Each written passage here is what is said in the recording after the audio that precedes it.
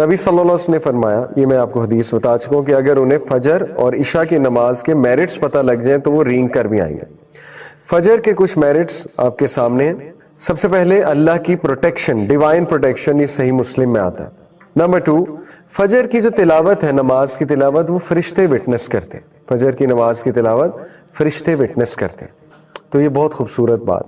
فرشتے آپ کو کھڑا وٹنس کرتے ہیں، آپ کا نام بتاتے ہیں اللہ سبحانہ تعالیٰ کو جا کر واپس، ٹھیک ہے، کہ یہ شخص آیا تھا۔ حدیث میں آتا ہے کہ جب انسان فوت ہوگا اور اس کی روح کو اوپر لے جایا جا رہا ہوگا، فرشتے آئیں گے، اس کی روح کو اوپر لے کر جائیں گے۔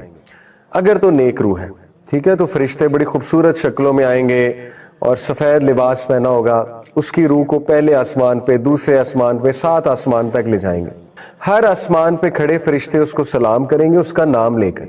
اب اسکالرز یہ کہتے ہیں کہ نام کیسے پتہ ہے فرشتوں کو، ٹھیک ہے، جیسے مثال کے طور پہ آپ میں سے کوئی عبداللہ ہے، عبداللہ کا نام لے کے سلام کیا جائے گا۔ آپ میں سے کوئی فاطمہ ہے، فاطمہ کا نام لیا جائے گا کہ سلام ہو آپ پر۔ اب اسکالرز کہتے ہیں فرشتوں کو نام کیسے پتہ ہے آپ کے؟ اسی طرح پتہ ہے، جو بندہ فجر پڑھتا ہے اس کا نام پتہ ہے فرشتوں کو۔ جو بندہ نیک اعمال کر رہا ہے تو فرشتے لے جاتے ہیں نا اس کے عمل اللہ کی طرف، منڈے اور تھرسڈیز کو حدیث میں آتا ہے، تو فرشتوں کو پتہ ہے یہ بندہ کون ہے، کیونکہ عمل پہ نیم ٹیگ لکھا ہوتا ہے، تو فرشتوں کو پتہ ہے یہ وہی روح آ گئی ہے جو یہ عمل کرتی تھی، تو دے نو یور نیم۔ تو یہ بڑی سعادت کی بات ہے، ٹھیک ہے، کہ فرشتے وٹنس کرتے ہیں آپ کے اس عمل کو، فجر پہ کھڑے ہونے کو۔ اور تیسرا، بلیسنگز ان لائیولیہڈ، نبی صلی اللہ علیہ وسلم کی دعا لگی ہے اس شخص کو جو فجر کی نماز ادا کرتا ہے۔ نبی صلی اللہ علیہ وسلم نے فرمایا، اے میرے رب، میری امت کو برکت دے ہر اس چیز میں جو وہ صبح کے وقت کرتے ہیں۔ تو صبح کے وقت نماز سے سٹارٹ ہوتی ہے روٹین، تو اللہ کے نبی کی دعا لگی ہے اس انسان کو جو فجر کی نماز پڑھتا ہے، ٹھیک ہے۔ اس کے بعد کنفرم وے ٹو پیراڈائز، نبی صلی اللہ علیہ وسلم نے فرمایا جو کوئی بھی 2 ٹھنڈی نمازیں پڑھتا ہے، ٹھنڈی نمازیں کون سی ہیں؟ فجر اور عصر، ول گو ٹو پیراڈائز۔ عصر ٹھنڈی نماز اس سینس میں کہ اس ٹائم پہ پھر شام ہو رہی ہوتی ہے تو دھوپ ڈھل رہی ہوتی ہے، ٹھیک ہے، تو ٹھنڈی نماز ہے۔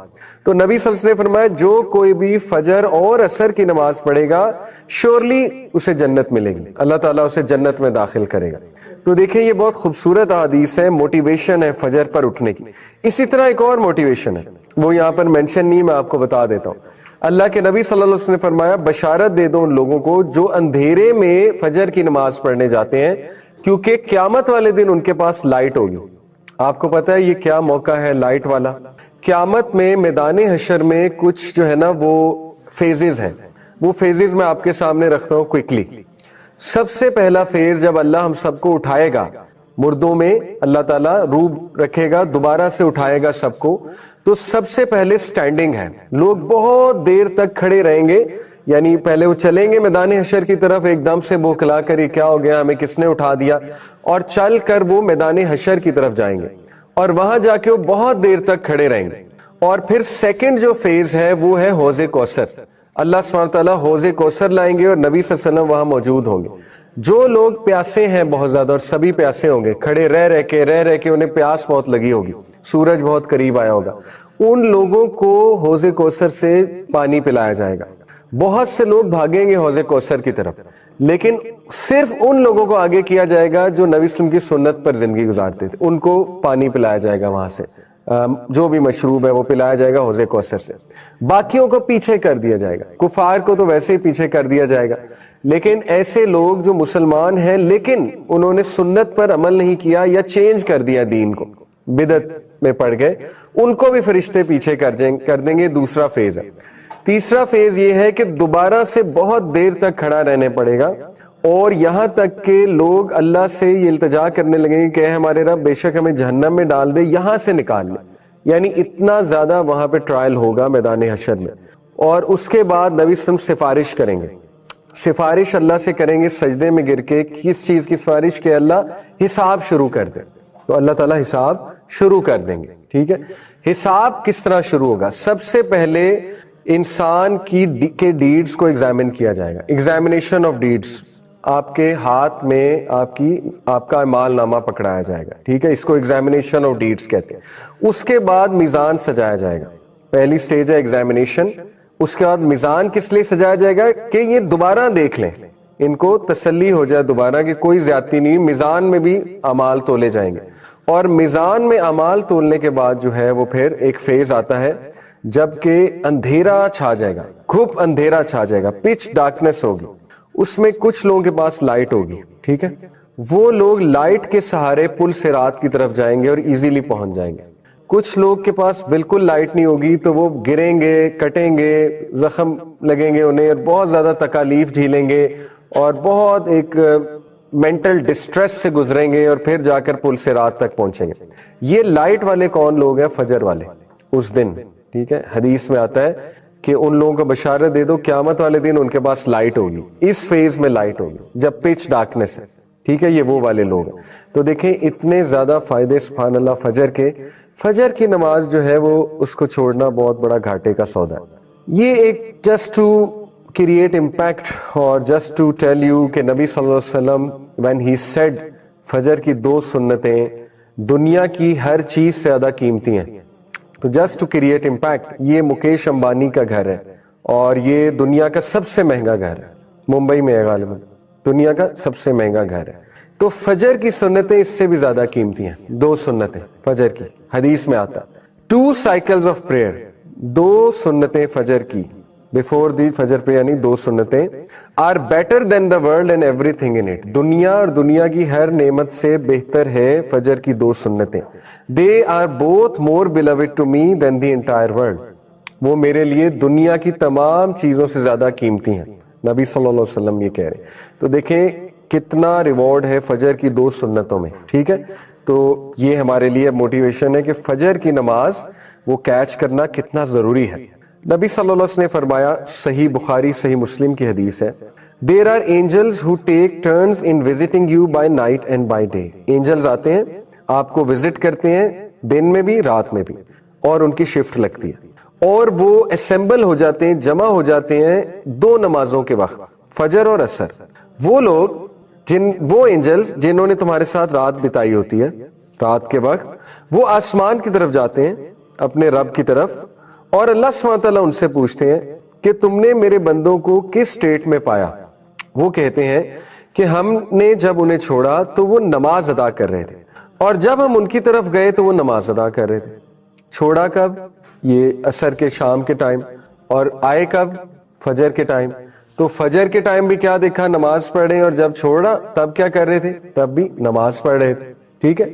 تو دیکھیں یہ اینجلز کا رپورٹ کرنا آپ کا نام لے کر, یہ بہت بڑا آنر ہے, ٹھیک ہے, اللہ کو بتانا جا کر.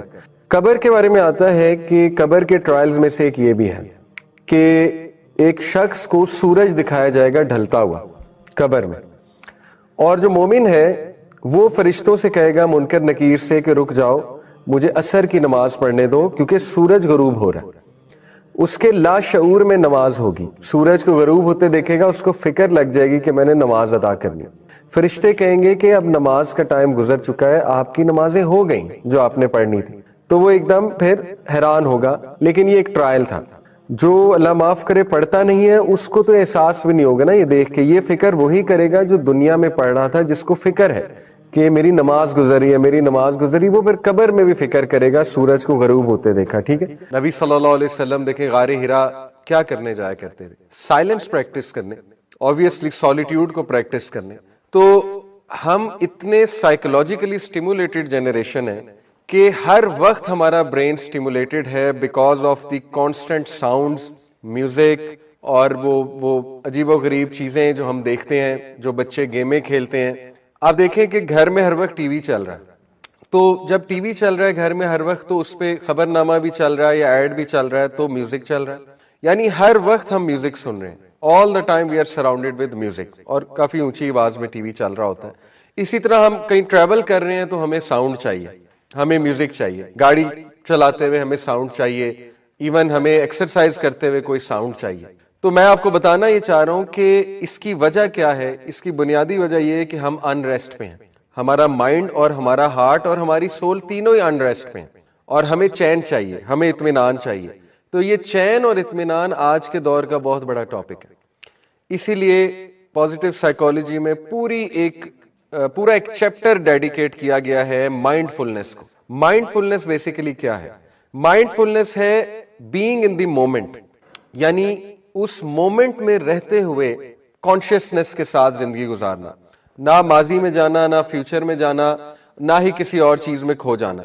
मिसाल के तौर पे साइकोलॉजिस्ट कहते हैं कि माइंड मसल का कनेक्शन ये रियल कनेक्शन है, यानी अब अगर आप एक्सरसाइज कर रहे हैं और आपका माइंड मसल का कनेक्शन नहीं है यानी आप माइंड को ये मैसेज नहीं दे रहे हैं कि मैं कौन सा मसल हिट कर रहा हूं, तो उस मसल को वो फायदा नहीं होगा। यानी इतनी ये डीप साइंस है माइंड और मसल का जो connection, it's all about mind.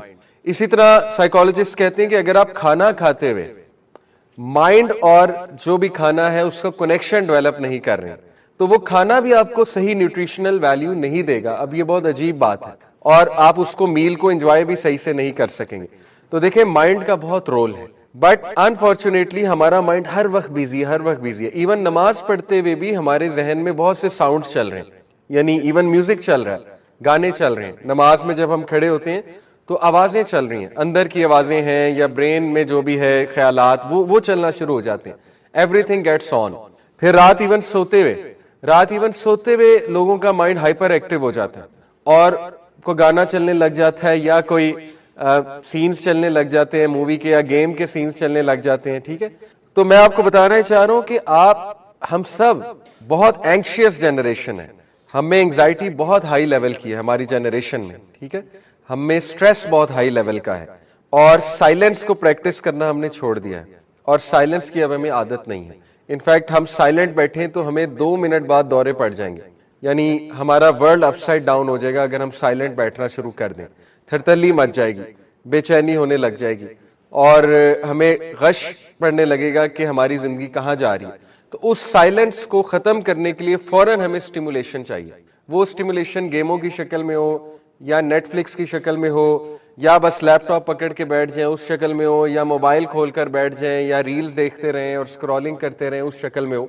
तो ये सारी तमहीद मैं इसलिए बांध रहा हूं कि ये टॉपिक इतना इंपॉर्टेंट है, साइकोलॉजिकल बेनिफिट्स ऑफ सलाह एंड स्ट्रेस मैनेजमेंट थ्रू सलाह, कि आप लोग कैन बी लिटरली, मुसलमान के पास जो कंटेंट है ना, अगर आप लोगों को समझ लग जाए वो क्या कंटेंट है। यानी माइंडफुलनेस का टॉपिक जब मैं गोरों का पढ़ता हूं तो मुझे ऐसे लगता है नर्सरी क्लास का बच्चा बात कर रहा है। लिटरली जब मैं उनकी सेल्फ हेल्प बुक्स पढ़ता हूं मुझे ऐसे लगता है नर्सरी क्लास का बच्चा बात कर रहा है, और कंपेयर्ड विद इस्लाम। और जब मैं इस्लाम को देखता हूं, हदीस को देखता हूं, नमाज को देखता हूं, मुझे लगता है पीएचडी लेवल का बंदा बात कर। इतना फर्क है, इतना आगे हैं आप उनसे, इतना आगे हैं आप उनसे इन टॉपिक्स की खास बात कर रहा हूं। माइंडफुलनेस, मेडिटेशन, ठीक है, और how to revive our lives, how to become a deep thinker. आप कभी इमाम इब्न कय्यम का कॉग्निटिव बिहेवियरल मॉडल पढ़ें, गूगल पे जाकर लिखें कॉग्निटिव बिहेवियरल मॉडल इमाम इब्न कय्यम, देखें वो बातें की हुई हैं जो वेस्ट को शायद 20 साल और लग जाए वहां आते हुए। वो बातें उन्होंने की हुई हैं। उन्होंने 4 स्टेप्स बताए एक डीप थिंकर बनने के लिए, जो नीड ऑफ द आवर है, आज के दौर में नीड ऑफ द आवर है ये स्टेप्स। तफक्कुर, उसके बाद तजक्कुर, फिर एतबार, और उसके बाद तदब्बुर। ये 4 स्टेप्स हैं इमाम इब्न कय्यम के बेसिकली कॉग्निटिव बिहेवियरल मॉडल। तफक्कुर है कि तफक्कुर का मतलब फिक्र करना नहीं है, ऑल्दो फिक्र से निकला है, लेकिन ये उर्दू वाली फिक्र नहीं है।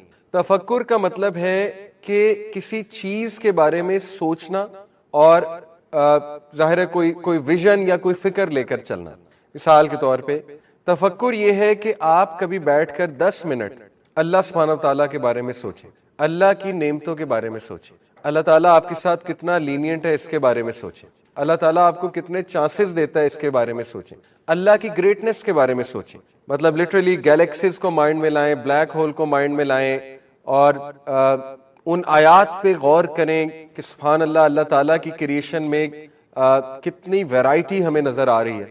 और वो वीडियोस को आप माइंड में लाएं कि सुभान अल्लाह, be the way B works, उसको कौन इंस्ट्रक्शन दे रहा है हेक्सागोनल छत्ता बनाने की, जो फिशेस हैं वो किस तरह से समंदर में जिंदगी गुजार रही। तो ये तफक्कुर है सारा, कि बैठकर एक बंदा गौर व फिक्र कर रहा है। ठीक है, गौर व फिक्र को तफक्कुर कहते हैं। यहां से वो चीज शुरू हो जाती है डीप थिंकर बनने की पूरी एक साइंस। तफक्कुर के बाद है तजक्कुर। तजक्कुर क्या है? तजक्कुर है द प्रोसेस ऑफ इंटरनलाइजेशन। ठीक है, द प्रोसेस ऑफ इंटरनलाइजेशन क्या है? इसका मतलब होता है कि एक चीज को सोचकर इंटरनलाइज भी करना।